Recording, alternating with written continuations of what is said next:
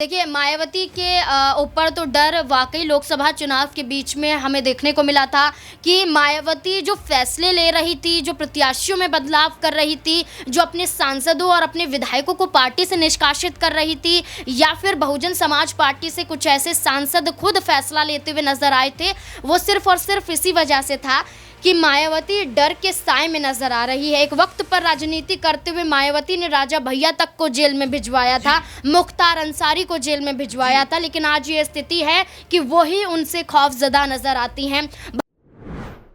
Bahujan Samaj party Uttar Pradesh की राजनीति में एक बड़ी पार्टी के तौर पर जरूर है, लेकिन लोकसभा चुनाव में जिस तरीके से मायावती का फैसला उन्हीं पर उल्टा पड़ा और बीएसपी पार्टी 432 सीटों पर चुनाव लड़ने के बावजूद एक भी सीटों पर जीत हासिल करने में नाकाम रहती है। ऐसे में बड़ा सवाल उठता है बीएसपी के भविष्य को लेकर। क्या बहुजन समाज पार्टी का खात्मा अब देश की राजनीति से होता हुआ नजर आएगा? क्या जो बहुजन समाज पार्टी के कोर वोटर, दलित वोटर हैं, वो कहीं ना कहीं अब मायावती का साथ छोड़ देंगे? ये तमाम चीजें हैं जो लोकसभा चुनाव के बाद से उठने शुरू हो गए हैं और खास तौर पर चंद्रशेखर आजाद ने जिस तरीके से लोकसभा चुनाव में जीत हासिल की, नगीना सीट से जीत हासिल की और खुद को दलितों के बीच एक नए विकल्प के तौर पर पेश किया, और जाहिर सी बात है उत्तर प्रदेश में 10 सीटों पर उपचुनाव होने हैं। चंद्रशेखर आजाद 10 के 10 सीटों पर चुनाव लड़ने की योजना बना रहे हैं। इसके साथ ही महाराष्ट्र से लेकर झारखंड तक, बिहार, पंजाब, हरियाणा, तमाम राज्य जहां पर विधानसभा चुनाव होने हैं,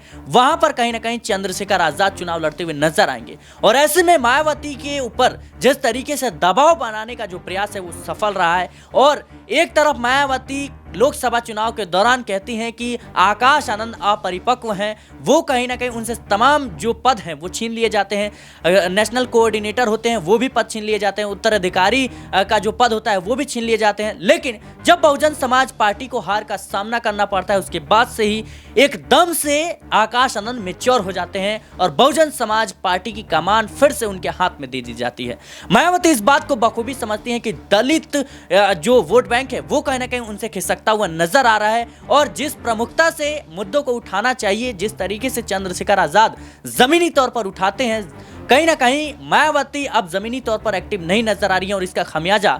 भुगतना पड़ा। और इसी दबाव में कहीं ना कहीं आकाश आनंद को फिर से पार्टी की कमान सौंपनी पड़ी। लेकिन एक बड़ा सवाल, क्या आकाश आनंद बहुजन समाज पार्टी की वापसी करा पाएंगे? ये तमाम जो चीजें हैं वो कहीं ना कहीं बहुजन समाज पार्टी के लिए मुश्किलें पैदा कर रही हैं, और इसी मुद्दे पर आज हमारे साथ चर्चा करने के लिए नाजमिन मौजूद है। नाजमिन, कैसे देख रहे हैं आपकी लोकसभा चुनाव के दौरान जिस तरीके से बहुजन समाज पार्टी को हार का सामना करना पड़ा, आकाश आनंद को चंद्रशेखर आजाद के खिलाफ एक तरीके से कह सकते हैं उतारना मायावती का एक अहम फैसला, क्या अब आकाश आनंद कमाल कर पाएंगे? क्या जो दलित वोट बैंक, जो मुस्लिम वोट बैंक, जो कोर वोटर बीएसपी के हैं, वो फिर से बहुजन समाज पार्टी के साथ जुड़ते हुए नजर आएंगे? देखिए, जिस तरीके से हम लोकसभा चुनाव के परिणामों के आधार पर तो बात करें तो बहुजन समाज पार्टी उत्तर प्रदेश तक सीमित नजर नहीं आई। बहुजन समाज पार्टी की सुप्रीमो मायावती ने ऐलान किया कि अकेले चुनाव लड़ूंगी, लेकिन सभी राज्यों में चुनाव लड़ूंगी। तो लोकसभा के चुनाव में उत्तर प्रदेश की सभी सीटों पर चुनाव लड़ती हुई नजर आई। बिहार में भी लगता है कि यहाँ पर मायावती चुनाव लड़ती हुई देखी गई थी। हरियाणा में भी चुनाव लड़ती हुई नजर आई थी। लेकिन आप ये देखिए कि वो उत्तर प्रदेश को लेकर ये सोचे बैठी थी कि अकेले चुनाव लड़ूंगी तो वो दलित और वो मुस्लिम, वो पिछड़ा वर्ग मुझे आज भी वही वोट देगा जो आज से 10 साल पहले वोट देता हुआ नजर आता था, या 10 से 20 साल पहले वोट देता हुआ नजर आता था। लेकिन मायावती को इस बात की जानकारी नहीं है, या इस बात से अनजान थी कि वो साल बदल चुका है और दलित, मुस्लिम और पिछड़ा वर्ग अब आपसे ज्यादा उन पार्टियों पर भरोसा करता है जो अभी उभरी हैं, जैसे कि आज़ाद समाज पार्टी का जिक्र कर लें,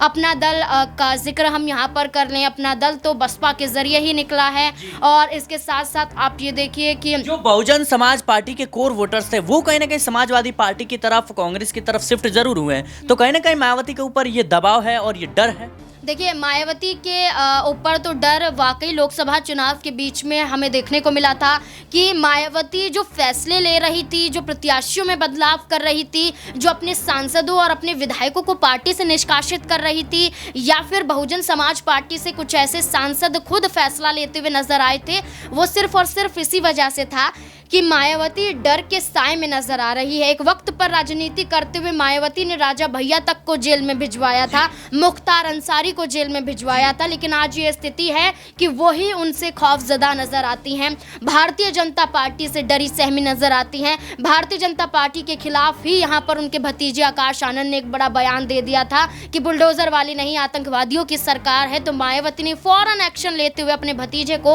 अपरिपक्व बता दिया और साफ तौर पर यह कह दिया कि अभी राजनीति में उन्हें गुण सीखने की जरूरत है। जब तक गुण भाव नहीं सीख जाते, जब तक राजनीति में उतरना उनके लिए सही नहीं है। लेकिन 1 महीने के अंदर वो सारे गुण भाव भी सीख जाते हैं और राष्ट्रीय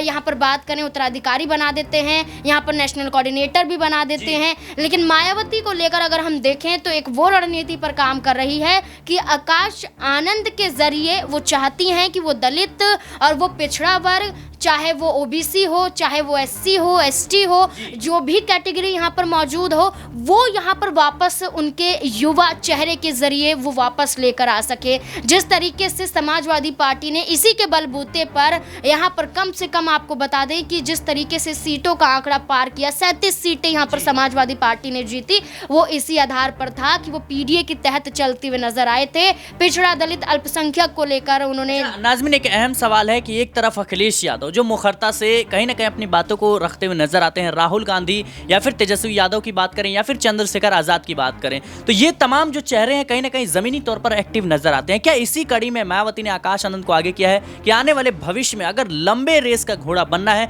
तो आकाश आनंद को अभी से ही तैयार करना होगा, जिससे जमीनी तौर पर वो जाएं, लोगों से बातचीत करें, समझे और कहीं ना कहीं बीएसपी पार्टी को फिर से एक नए मुकाम तक पहुंचाएं? देखिए, आकाश आनंद को लेकर अगर हम चर्चा कर ही रहे हैं तो यहाँ पर एक बात ज़रूर कहना चाहूँगी कि मायावती ने अपने भतीजे को बचाया था लोकसभा चुनाव में। यहाँ पर सब इस तरीके से दिखाई दे रहा था कि मायावती यहाँ पर अपना कद इतना बड़े आके बैठी है पार्टी में कि वो किसी के खिलाफ भी उतर सकती हैं और किसी के समर्थन में भी। तो अपने भतीजे के ऊपर एक्शन लेने का मकसद ये था कि वो अपने भतीजे के खिलाफ थी, क्योंकि एक वक्त पर वो अपने भाई के खिलाफ भी नजर आई थी। लेकिन देखा जाए तो यहाँ पर एक ये रणनीति थी कि अगर आकाश आनंद पर उस वक्त मायावती पार्टी से अलग करने का फैसला ना लेती तो आज आकाश आनंद के खिलाफ नोटिस भी जारी हो जाता, मानहानि का केस भी लग जाता। राहुल गांधी के ऊपर जो मोदी सरनेम के चलते मानहानि का केस लगा था, उसके चलते गुजरात हाई कोर्ट के कितने चक्कर यहाँ पर राहुल गांधी ने काटे थे। इसकी वजह से उन्हें सरकारी बंगला भी खाली करना पड़ता। सरकारी बंगला छोड़िए, यहाँ पर तो उनकी संसद सदस्यता रद्द हो जाती है,